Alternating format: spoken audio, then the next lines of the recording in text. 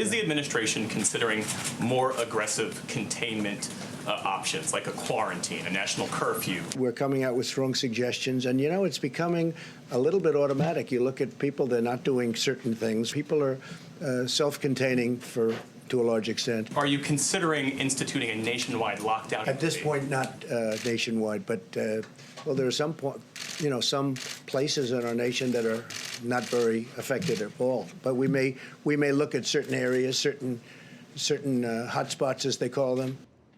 President Trump putting faith at the federal level in the American people and giving his own handling of the pandemic a 10 out of 10. Senior political analyst Brit Hume joins us tonight. Good to have you, Brit.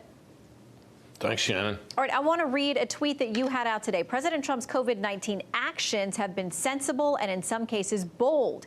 His White House virus task force briefings have been extensive, credible, and informative. His own statements have been rambling, boastful, vague, and imprecise. They do not inspire confidence. So you say they're getting some things right, they're getting some things wrong. How do you well, I think actually, Shannon, I would say that today the president was much better, but he has a tendency to ramble. He has a tendency to say things in a rather vague manner, and this is a moment where, look, I think the president gets criticized by people all the time for the stuff he says, by people who ignore what he does. In this particular instance, what he does is important, and what he says is important too, because there's a lot we don't know, and there's a lot of questions we have, and a lot we can't know.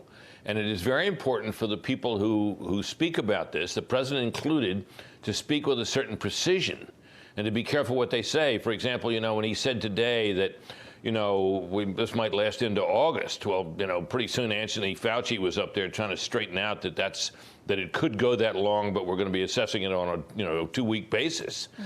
So we can't afford to have a lot of vague talk here, and we certainly don't need him to spend a lot of time bragging about what a great job he's done. He said today he gets a 10 out of 10. Mm-hmm. I don't even think many of the people around him would give him a 10 out of 10, but I think by and large he has let them lead this. And he has taken some quite bold actions. The shutdown of China was one. The ban on European travel here was another, just to cite 2 examples. So it's been a mixed bag, but probably not a 10 out of 10. Well, and people seem to have great confidence in the experts he's got around him. These are nonpartisan people. Dr. Fauci is somebody who's been there through numerous administrations. I want to play something else that Dr. Fauci had to say. When you're dealing with an emerging infectious diseases outbreak, you are always behind where you think you are if you think that today reflects where you really are.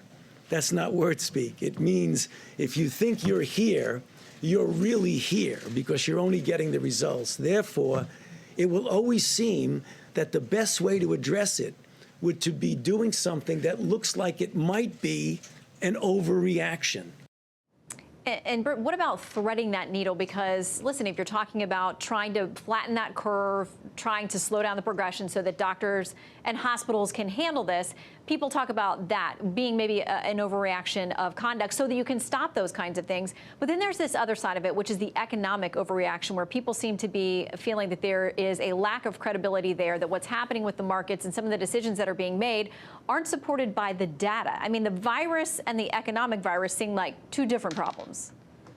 Well, Shannon, I think that there is some panic out there, and it's reflected in the stock market's sharp downturn, and which continued today. And we get to a place in all this where measures that are taken to try to protect us are regarded by people as further warnings of how dire this is, and the result is everybody's selling.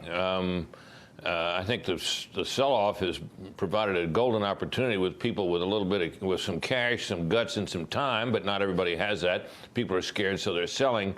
It's almost certainly an overreaction. But having said that, I think it's pretty clear we're going to have a bad economic quarter out of this, and maybe 2, and then we would be in what is normally known as a recession, 2 bad quarters, 2 quarters of negative growth. So those concerns are well-founded, but. The president is talking about there being a snapback effect, and there could well be because the underlying fundamentals of the economy have really been pretty good. In the meantime, he had a briefing with governors today, and we heard a number of things trickle out from that. People saying, they said basically you're on your own when it comes to ventilators, that kind of thing. But then we just heard from Ohio's governor who said that's actually not what the president said. I mean, do you think that there is any ability for this president to get a fair shake, not for, not against, but just factually what he did or didn't say? No, I think there's a problem with that. You know, a lot of the things that have been said about the response to this have turned out not to be true. I mean, we had a pretty good report today, or piece today in the Washington Post debunking the idea that he'd closed down the whole pandemic response team in the National Security Council. He reorganized the National Security Council and trimmed it down, but the pandemic response team remains in effect. The pandemic defense team remains in effect. And similarly, with this claim that he was telling the states they're on their own in terms of requiring these vital medical protection equipment, it turns out what he was saying is if you can get it faster, by all means do so. So, you know, this president doesn't get a fair shake. And even some of these governors with whom he appears to be working pretty closely, who are Democrats, seem to be having trouble, or at least their staffs do, not leaking out stuff from their conversations that turns out not to be true, but reflect badly on the president. Well, as we've talked about, Gavin Newsom, the governor out in California, has had nice things to say about the president. He is not a fan. So let's hope they can all work together. Brit Hume, always good to have you with us. Yeah, thanks, Shannon.